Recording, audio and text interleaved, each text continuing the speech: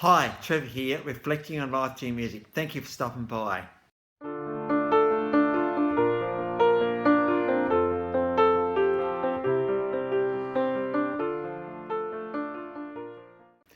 Well, come in again. You're very, very welcome. It's great to see you back.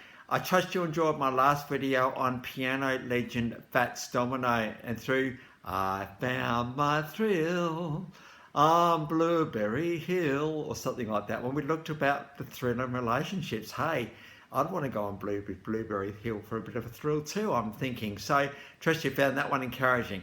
Well, we're going on to 1976, Baltimore. Greg Kihn, but it was when he moved to San Francisco and met Stevie Wright, they formed the Greg Kihn Band. Now, this is very much power pop, rock pop, that type of genre, singer-songwriter. Greg Kihn's got a pretty amazing band, and I remember when the song we'll talk about today came out, it's pretty, in fact, both of these songs are pretty cool. So let's get on to the first one, the Breakup Song. I'm trying to do that one. The Breakup Song, they don't write that like that anymore. This just came off the 1981 release, Rock, Kihn, Roll. Now, one of the things you've got to love about Greg Kihn is the way that he puts a Kihn into pretty much every album title he's ever had. No, and we got Conspiracy coming up as well. So you know, it's very clever to be able to get your name into all the album titles like that one. The Breakup Song, pretty amazing song, this one. This went to Billboard, got on the Billboard charts number 15, so pretty successful in the scheme of things. They don't write them like that anymore. Sometimes a breakup needs a song, right? And you need a song to encompass all the complexity and the frustration, disappointment of a relationship breakup. Well, Greg thought, I'm going to write my own song about my breakup song. Instead of being this soppy, kind of quiet, reflective number, it's full-blown rock song. And so we got the Breakup Song. But probably the song I first heard the Greg Kihn Band through was Jeopardy. Our love's in jeopardy, baby. Ooh, something like that. Anyway, 1983 Conspiracy album. It's got to number 2 on the Billboard charts. Now below I've got a live version of the Breakup Song below, and I've also got an official and live version of Our Love's in Jeopardy below. And I suppose this is the song I want to look at a little bit more today. It's an interesting thing, isn't it? We're always told to talk about things when they come up. You know, I didn't like it when you said you were going to cook tea and you didn't, or you didn't take the dog for a walk like I said you were going to, or, you know, you didn't pick up the towels, all that sort of stuff. You know, those ones soft spur at the moment kind of things are a little bit easier to talk about. Well, are they? You left the toilet seat up, or that you squeeze in the toothpaste tube from the top and I squeeze it from the bottom. That sort of stuff. Or you didn't make the bed today when you said you're going to, or, you know, and all this stuff. Or actually, you're going out again? Really? That sort of stuff. But that stuff's, it's when the culture of things goes wrong. It can be a bit tricky. You know, when, and as the song goes, our love's in jeopardy, baby. Ooh, you know, our love's in jeopardy. This is more than just a single occurrence, a single thing. This is a whole culture that is starting to change. And the songwriter doesn't like where it's going. In fact, he's going to the point of saying, hey, look, if love is both of us putting in, and if love is one of these things that grows, it's actually just not doing that at the moment.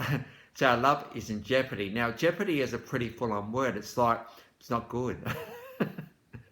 Now, you don't want your partner coming to you and say, hey, our love's in jeopardy.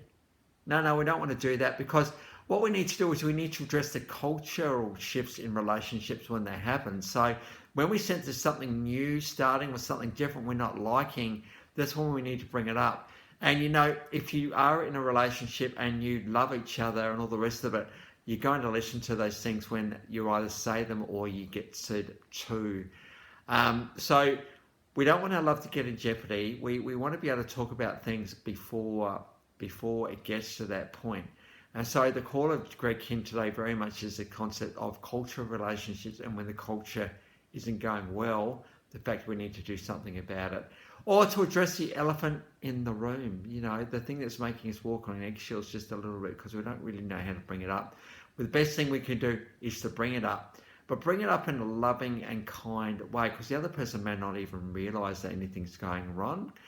I'm guessing what, though, that, if you're feeling it, they're feeling it as well. So the best thing we can do to forward the relationship is to find out what that thing is.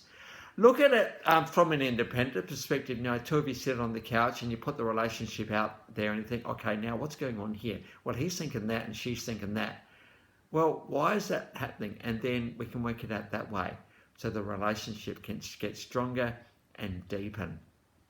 So many songs at the moment looking at this theme. I found my thrill on Blueberry Hill and what happens to the thrill and all the rest of it. There's no shortage of material around this at the moment, addressing the culture of relationships as opposed to the little events that happen.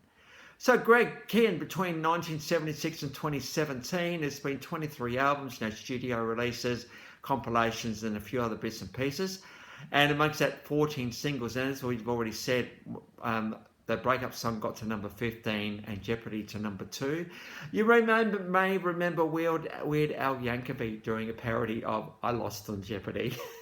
I won't put that one below because we'll do Weird Al a little bit later, but you may remember that one as a bit of a dig and a bit of a laugh at the Greg Kihn Band. So good on you, Greg, for bringing these songs to the world. You and Steve and all the other guys that have been in your band ever since. It's good to know that you guys are still going as well. And obviously, if you do go to a Greg Kihn concert, these are the 2 songs you want to hear. One of the things I love about Jeopardy in particular is just that underflowing synth kind of bassy thing that's going on. It's pretty cool. And I love the way that, it goes, ooh, our love's in jeopardy. It's almost like our love's in jeopardy, ... We need to do something quickly here. So the links to those 3 songs are in the description below, and I've also included my last video from Fats Domino, so if you want to recap on him, feel free. Well, it's great to see you all back today. If you've come back for another one, if this is your first time to Life Reflections Through Music, thank you to everyone for coming back and hanging around. And I haven't had a request for a while, guys, so if you think, well, actually I love a video on these guys, and they start with W. Well, let me know, and I'm more than happy to do it. Or you think, hey, Trevor, why don't you do a reflection on this particular topic? Yeah, absolutely, and I can try and find a song that might fit in with the topic. So, everything's up for grabs here, because it's not just my channel, it's you guys as well. So that's it today. Next time we're going to get on to Petra frontman and, pioneer of Christian rock, Greg Kihn, with one of the voices pretty much going around. So until then, I'll catch you around. Bye for now.